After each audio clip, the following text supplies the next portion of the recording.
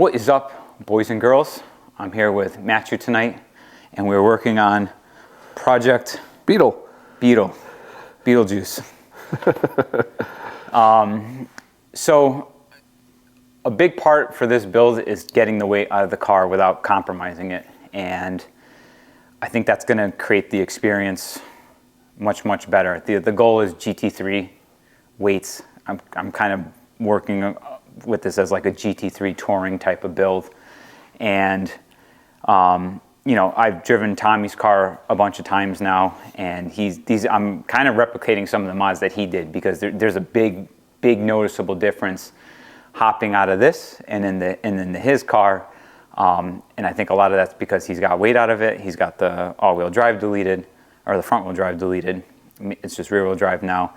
A couple of these mods that I'm going to show you that we're doing right now, and it made a huge difference in just, you know, driving them back to back. So I didn't get to film this because I had my brothers helping me. We were on a time crunch, but the first thing that we did here is this is an OEM 996 GT3 factory roll bar, and it was tight as hell to get this thing in here. It took 3 guys carefully maneuvering it, and it just barely fits in the car. It is not a one-person install. You definitely have to have multiple sets of hands, because it just goes in at the only right angle, and it just barely fits in there. So OEM stainless steel, beautiful looking. I'm pretty sure these are discontinued and you can't get these anymore. I'm gonna come on this side. Visiting Tommy's shop is bad, because now that he's really into the... Every time you come back with more parts. Well, he's got all these extra spares, and he's like, oh, well, you know, I'm going to get rid of this, and if you want to grab this, it's just like, it's hard to not walk away with extras for the car. I would have never considered adding the bar, because one, I didn't want to add weight, and I didn't want to, you know, I didn't want to lose the back seat to be able to throw stuff back there, but you can still throw a bag or whatever in here. The bar itself weighs 30 pounds with all the mounting hardware. So we deleted the rear seats completely. Taking those out plus the floor mats was 27.5 pounds. So I added 2.5 pounds to the whole car with the roll bar, and this absolutely makes a difference in the rigidity of the chassis. So after driving his car and feeling how much more solid his chassis felt, I was like, okay, there's something to the roll bar. I think it's worth adding. And the fact that it's OEM Porsche, discontinued, it's a nice touch. It looks great too. I really actually like the stainless steel versus like a powder coated black. It makes the silver painted center console, which is a rare piece, looks a little bit out of place, but I feel like it actually like balances it out a little bit more now. And having the rear seat delete done, the interior looks nice. Yeah, the 996 interior has grown on me. I used to hate the 996 interior, hated it. But yeah, I mean, I think the other subtle things you've done, like the wheel and everything, the wheel and the pedals. Yeah, we did these the last segment on the car. This was not a weight savings measure. It was like a couple ounces lighter than the stock carbon wheel. But I almost kind of like the yellow stitching. I might go a little bit different direction and actually do yellow stitching in the car. I'll make that decision as we get down the build a little bit farther. But Tommy had this. I like the Alcantara wrap on it, and I was just like, we'll see how I feel, because this is always something I can easily change if I don't want to do the yellow stitching. And then the roof pedals, definitely a nice little aesthetic touch there. So this rear seat delete is pretty easy. It took me maybe 20 minutes to get everything out. Getting the plastics out to do the bar install, or I'm sorry, to take the seatbelt receptacles out was a little bit of a pain in the ass, but there's plenty of videos on how to do it. That's why we're not showing you guys. I wouldn't say there's anything that you need to know to do it, other than when you're removing these underneath the caps here for the seatbelts, there's a screw holding this in, and then this screw right here, which is for the rear seat hinge, those got to come out, and then you pull the plastics kind of forward. There's a ton of sound deadening in here, which is nice. You can see why the Porsche interiors are quieter, because they have really thick insulation foam everywhere behind them. So again, the premise here is to take weight out without compromising it, but kind of build like a GT3 touring type of build in a wide body car, which is more rigid. And a fun fact, the GT3s are actually built off of the turbo body, except they don't get the wide rear fenders. They still run them as a narrow body rear fender. So I think that makes it extra cool that we got the widened rear end. That gives that curvy hip look going on to it that everybody loves in the 911. So roll bar bolted into place. It mounts at the lower seatbelt points here, and then at the rear, where the rear seats bolt in on the back here. Yeah, so there's the bar installed. And then to top this off, which... Yeah, I think you're missing something in here still. I'm missing something? Yeah, what are you missing seats? in here? Yeah, I'm gonna get to the seats right meow. Yeah. So stock seats in this thing are actually heavy as hell. The driver's seat was 59 pounds, and the passenger seat was 58 pounds. I don't know what the difference is other than maybe some of the electronics that run through them. But here's the stock seats removed, and what we're gonna be replacing them with, also courtesy of Tommy, is a set of OEM leather-backed, or not leather-backed, but leather upholstered 996 GT3 seats. And I was really apprehensive to go with these because I have a set of 997 replica carbon back seats in my FDRX7, and I wouldn't consider those a dailyable bucket. They're just a little bit tighter in your hips, and on this part of your side, you just feel them pinching a little bit. But if you look at the 996 versions here, they bow out right where the harness slots are. And that it's a wider seat, and then you have low bolsters to get in and out. So ingress is much easier on these. You don't have to really pick yourself up nearly as much to get in and out of them. And they don't pinch you. They're actually pretty comfortable once you're in there. So, plus, these are period correct for the car. I never really loved the shape of these that much, but again, it's just something about the late 90s, early 2000s interiors that I think they're aging really well, and they've really grown on me. So these are, the seats total savings here is 60 pounds, exactly. So last time we weighed the car, we were at 3,300, and I would have shaved, an extra 27.5 pounds if I didn't do the bar. But we're right, if we factor in the weight savings from the rear plus adding the bar, it puts the car 34... 32. You said it was 30. I'm sorry, 30, yeah, 32, yeah. 3240. Yeah. 3242 if you want to be exact. Yeah. I think we're gonna be able to get the car down under the 3,100 pound range pretty comfortably with the rest of the mods that we have. We have a set of OEM Porsche carbon ceramic brakes for it. That shaves 35 pounds. And where'd you get those though? Where do you think I got those? And I wasn't even going to do it, but the price that Tommy gave me was really good. The 35 pounds out of the suspension is unsprung weight is really appealing. That's amazing. And the cool thing is that the 4-piston monoblock calipers here, I can take these and put these on the Z4M coupe. There's a company that makes adapter brackets for them. So, because the Z4M just has single piston floating calipers and they're heavy. They brake really good, but these actually will continue to use my OEM Z4 brake calipers, which they're 345 mil, and they're from the M3 CSL. So you get to use the monoblock calipers, which probably save at least 6 to 7 pounds per corner, and then you got a better looking caliper. You get to keep your OEM rotor size. And for the carbon ceramics, they're going to be a 6-piston on the front and then a 4-piston on the rear, and then they also shave another 35 pounds out of the car. Front wheel drive, once we delete all that, I've seen two numbers. We'll weigh everything when we actually take it off. I've seen somebody claim 84 pounds off, and then another place say that it takes 90 something pounds out. I bought a set of lightened front hubs, which it's basically you separate the axle, the splines from the axle, that you need those in there for the reluctor rings for the ABS to pick up. So this company basically chops them off of the axle and then they machine them out inside to make them lighter. So I'm hoping we'll get a little bit of extra weight savings there. But once we do front wheel drive and the brakes, we're going to be down in the 3,100 pound range. easily. That's really good. Yeah. So I think it's going to make the car, it's just going to bring everything kind of together, and we're making some good progress here. And honestly, like for the stock 3.6 liter in this, that's 320 horsepower. The car's not slow now, but with the front wheel drive deleted, we're going to have less drivetrain loss, and we're going to have more steering feel out of the front.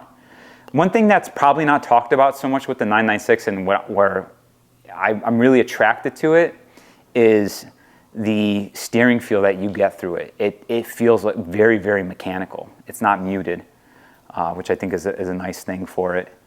And then the size of the car itself, even though this is, the 997 is kind of built off of this, the bumpers are bigger. Everything's a little bit bigger on the 997. So when you park a 996 next to a 997, you can still see that the 996 is smaller. And I just think there's something like really desirable about a car that's more mechanical, less electronic. I love that the all-wheel drive is mechanical, so you can literally yank it out, and the computer doesn't care or know any different. So all these things are going to create a really cool atmosphere. If I love the car, when we get through all these mods, and it's like, I think it's a platform that's really worth diving into more, we'll do an engine build.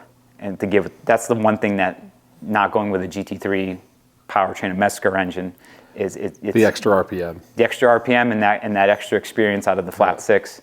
But I think I may just end up building one of these engines because they rev the 7300. I don't think it's going to be that hard to get it to rev a little bit higher.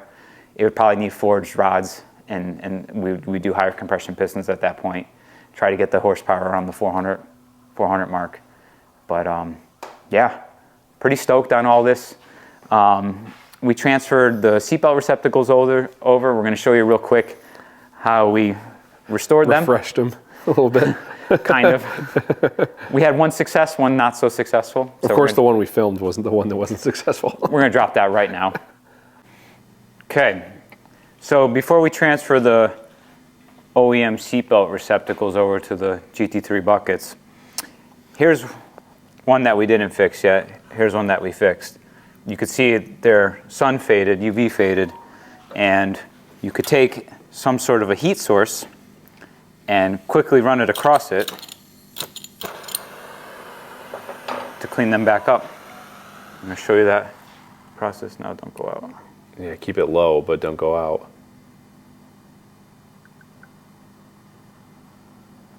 Wow, that works pretty good.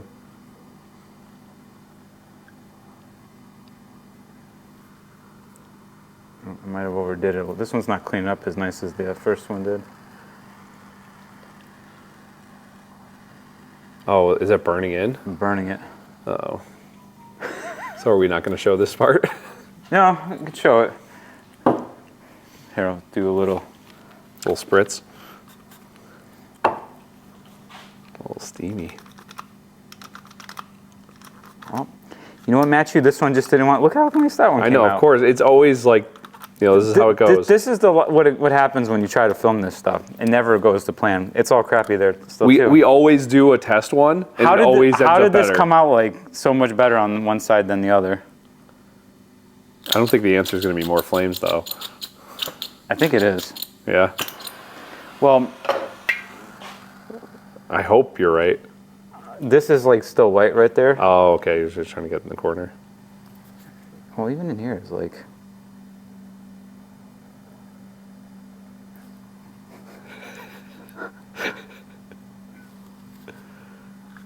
I guess that's all we're going to get out of that one. We get a couple little black guys here, but I could probably clean those up. I'll polish them. Or use a little micro polish. Okay, well. We saw it online once. It looked cool. It worked though. Look at how mint that came. These literally look the same. Well, and not for nothing, I did buy this little butane torch off of Amazon. What do you need with a butane torch? I need fuel. It didn't come with fuel. You need butane. So this probably would have been better than a propane torch. Yeah. Anyhow, but you could see this still brought back a lot of the red color, and I'll just use a little bit of polishing compound, and I'll get the black out. Sick. Myth busted? Or no, myth confirmed? Something. So, as you saw, it's still, I mean, there's a little bit of a dark spot in there, but it still looks better than the And it's on the passenger side, it's on too. the passenger side. Yeah, that's fine. Who cares about the passenger? I mean, I can always pick another one of these up, like down Yeah. the road. That's not that big of a deal to change that out. But yeah, let's throw these seats in the car and complete the interior for now, and we'll wrap it up from there. Sick.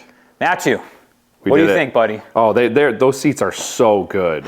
They're a little bit more pricier than what I would have spent on a bucket seat, but because of what they are, because they're discontinued, like I feel like they're the right seat for the car. Yeah, it kind of just ties the whole thing together. It looks awesome. Yeah, let's get some shots in here. Yeah, look at that. It's like OEM GT3 Touring. Yeah, they're nice and comfortable seats, supportive. They sit lower. Yeah. Ingress and egress is easier because of the wide bolsters. Yep. Yeah. Driving position was great for me when I was in there. They are really comfortable for a bucket seat. They don't pinch you on the sides nearly as bad. Yep. And for those of you who are wondering, I'm 5'11" and 170 something pounds depending on the day. Yeah. You know, I think I'm average. Yeah. I'm 6 foot, 200, probably a little under 200. Yeah. And they weren't even, they fit me pretty good. What's funny is if I if I'm just like my relaxed position here, like if I'm just cruising, to see over the front, I kind of have to do one of these. Yeah. Yeah, this feels great. What a cool interior. Yeah. I can't believe the differences already in this thing. It's these little stupid things. And here's the other thing is like I feel like not a lot of Porsche guys like build the 996 like where it's cool. Yeah. You know, when guys watch the wheels that I'm actually making a set of wheels for this car, and they're heavily based off of the Advent GTs, because Tommy has a set of center lock Advent GTs on his 996, which is sick. That's baller. It's baller, but like to do the center lock conversion is like $3,000, and then you're really limited on wheel selection. I don't really want to do that, but the GTs, the concave 5-spoke, look really good on there. So they're going to be SA slip angle wheels, and they're similar to the G. It's like a cross between a GT and a GT Beyond, and they're going to be finished in a nice bright silver, which is what I wanted for the car. You can't even get an Advent GT in anything remotely close to that color. So, and they're forged 6061. I forgot to mention this before when we were talking. They said they're going to save like another 20 pounds off the car. Yeah, these things are heavy. These turbo twist wheels are wicked heavy. I thought these were the hollow spokes, but they're not. These have like cutouts in the back, and I thought that meant hollow spoke for the lighter ones. The hollow spokes are actually smooth behind, so these are like the heaviest ones. They're like 29 pounds in the rear and 25 or 26 in the front. Oh my God, that's ridiculous. Yeah. I just can't wait to see the 5-spoke. It's gonna be a much thinner spoke, much more concave. Oh, it's gonna look just awesome. This angle right here on the rear over the hip of that car. It's gonna look so good. And I need the OEM GT2 front bumper lip. That's gonna help in proper suspension where I can set the right height so it doesn't look like the car's launching. Oh, and then the carbon ceramics. And then the carbon ceramics. Oh, that was the other reason why I want to do yellow stitching is to keep the theme of have that like kind of contrast with those. So, well, I think this is a good point to wrap this one off. What do you think, Matthew? Yep, I'm pumped to see where this thing goes. Guys, thank you so much for tuning in. If you like this content, give us a like and a subscribe. Head on over to slipanglemedia.com. Check out our web store. A lot of the tuner parts that we are installing on our own cars, we are now offering for sale. That's the best way to help support our channel. We don't ask for Patreon or donations or anything like that. Just buy some stuff from our web store. We make a couple bucks. We get you some parts, and we're offering them as competitive prices as we're allowed to. So, yeah, that's it. We'll see you all in the next one. Done.